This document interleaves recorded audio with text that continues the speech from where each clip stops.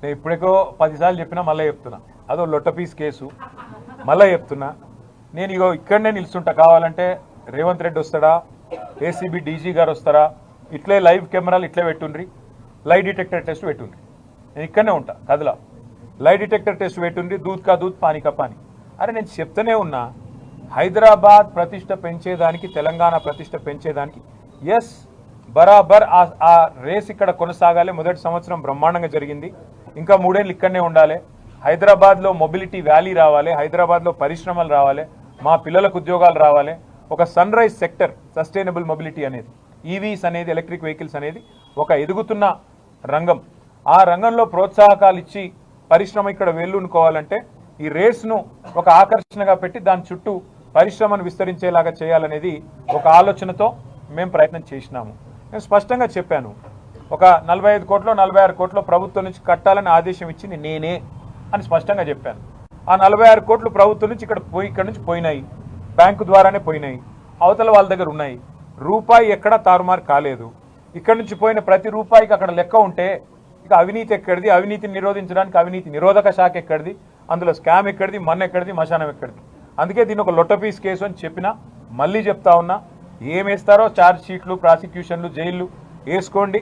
నేను లైవ్ టీవీల ముందు మళ్ళీ చెప్తున్నా, నాకు ఎంత దమ్ముంటే నేను చెప్పాలి. ఈ దేశంలో రాజకీయ నాయకుడు అని చెప్పినాడవే, నా మీద ఏమైనా కేసు పెడితే రారాబాయి చూసుకుందాం, పెట్టు లై డిటెక్టర్ అన్నాడు ఉన్నాడు ఇదివరకు. నేను చెప్తున్నా రా, నేను తప్పు చేయలే, నిజాయితీగా నేను ఈ రాష్ట్రానికి ప్రతిష్ట తెచ్చే ప్రయత్నం చేసిన. పెడతావా పెట్టు కేసు, ఏమయ్యేది నీ లొట్టపీస్ కేసుతోని? ఈ లొట్టపీస్ కేసుతోని, లొట్టపీస్ ముఖ్యమంత్రి గారితోని మాకేం ఫరక్ పడది. ఆయన ఏం చేసినా, ఎన్ని కథలు పడ్డా మేము ఇట్లనే పిల్లల తరఫున కొట్లాడతాం, రైతుల తరఫున కొట్లాడతాం, నువ్వు ఇచ్చిన హామీల కోసం, మహిళల కోసం కొట్లాడతాం. మేము మాత్రం కాంగ్రెస్ ప్రభుత్వాన్ని వదిలిపెట్టం కాక వదిలిపెట్టం. 6 గ్యారంటీలు అమలయ్యేదాకా, నీ 420 హామీలు నెరవేర్చేదాకా నిలదూస్తూనే ఉంటాం, నిజాన్ని బయటికి లాగుతూనే ఉంటాం. Thank you. 44 కోట్ల రూపాయలు పార్టీకి చందాగా వచ్చినాయనేది